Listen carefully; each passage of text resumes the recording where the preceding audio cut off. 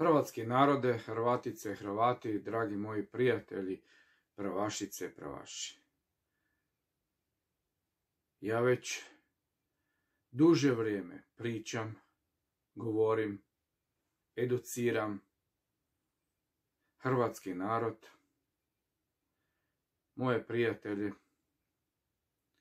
da u Hrvatskoj djeluje srpska peta kolona protiv Hrvatske i hrvatskog naroda.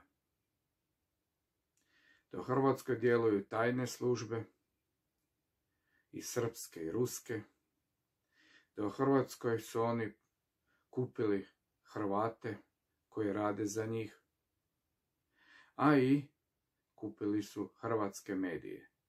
Tako imamo da je N1, Nova TV, Doma TV, 24 sata, Večernji list, srpski.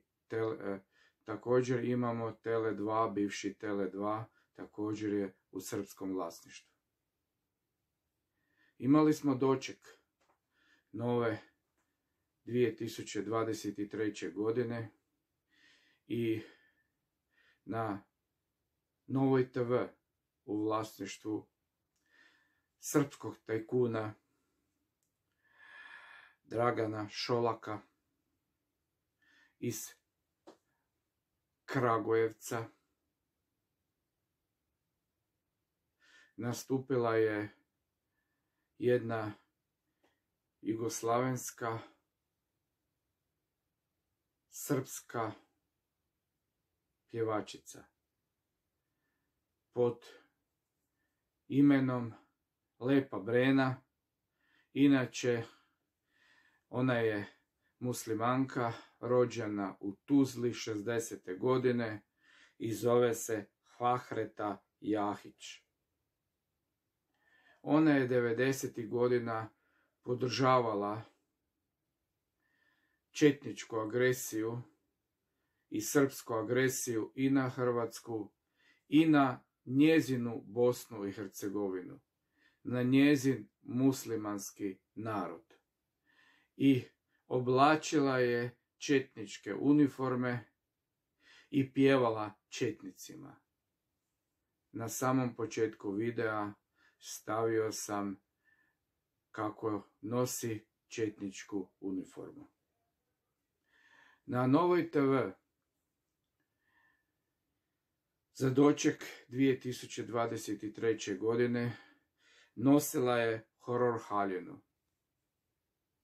Mogla je ponovno obući četničku uniformu 1991. godine, pa valjda bi oni koji su gledali Novu TV i doček 2023. godine se opametili, pa bi gasili tu srpsku televiziju u Hrvatskoj. Inače, ona vam se obratila, pjevala vam iz restorana Topčederac u Beogradu.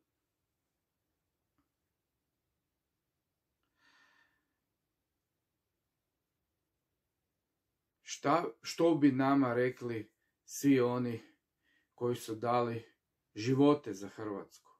Branitelji, dragovoljci, civili, djeca koji danas nema zbog Hrvatske, koji su ubijeni